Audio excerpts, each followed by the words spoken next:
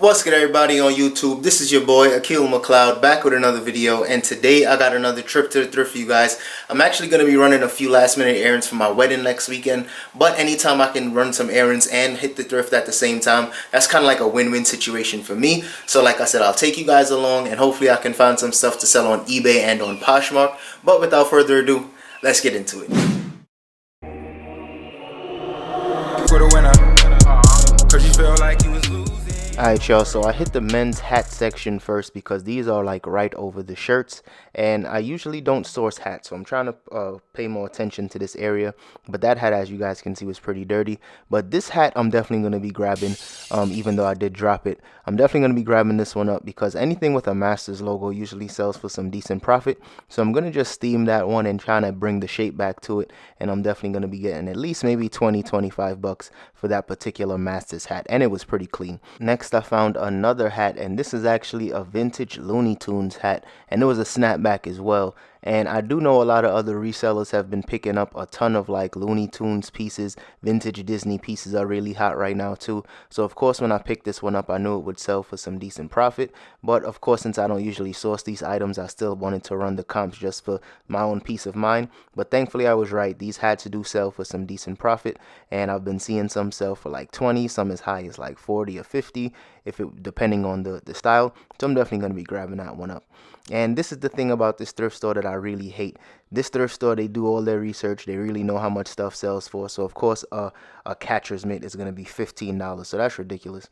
But this was a really good find. This was a blazer, and this I've sold one very similar to this, that same Brooks Brothers 346 brand. I've sold one earlier in the summer. I think I sold it for 80 bucks on eBay. So this one is definitely going to be leaving with me as well. This thrift store, like I said, is very expensive. Their blazers here are, I believe, $12, and I usually spend about $8 for blazers in my Goodwill. But like I said, this one would sell for some decent profit. The end of summer is basically here, but I'm still willing to take a chance on this one because I do know people like those bolder prints.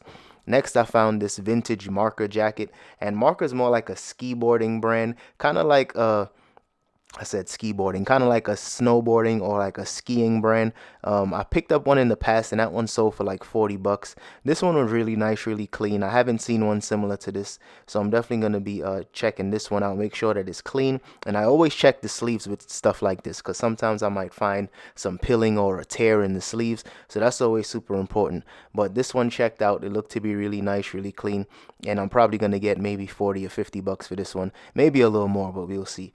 Next up, I found this pair of 511 tactical pants, and these tactical pants always fly off the shelves for me. I always get at least 30 bucks. I've even sold some on Poshmark as well a few days ago for I think 25 bucks, and especially in the black colorway, they always sell better than the tan or the gray. And I'm gonna price these probably about 30 bucks. It's a really good size 34, so those will sell fast. Next up, I found a pair of Nike ACG snowboarding pants. Now, I just saw the jacket, and of course now these pants, snowboarding pants for Nike ACG, I'll probably get about 40 to 50 bucks for these. Probably gonna have to wait a few months because people aren't usually picking these stuff up now, but it's definitely worth the wait. Next, one of my favorite brands to sell is from Cool, and these are actually a pair of corduroy pants for women, and I usually sell Cool pants for women anywhere between 30 and 40 bucks depending on the style. This one in particular, I'll probably be selling closer to about that $35-$40 range because these were in really good condition. But the good thing about this, even though this thrift store is super expensive and I really don't like coming here, if it has like a stamp on the tag, that means it's a $2 item, and thankfully this one was a $2 item. Next, I came across this jacket from Umbro, and the only Umbro pieces that I usually come across are usually Umbro pieces that come from Target, and that usually doesn't sell for any money for me. But this one seemed to be a little more rare. But after checking the comps, I was seeing this was only selling for like 30 bucks, and jackets here are like $12. So that's definitely not going to be worth it to me. If this was cheaper, I definitely would have grabbed it. But then I saw this iMac, and if you guys remember, I found an old iMac in the garbage a couple weeks ago actually, but they were selling this one for $99. And anytime it has like an X on the tags in the store, that means it doesn't work. So for me, buying something that doesn't work for 100 bucks, doesn't make any sense. So I definitely passed on that one. And here I found this leather bag. This one stood out to me because, as you guys can see, the leather quality looked really high, really rich.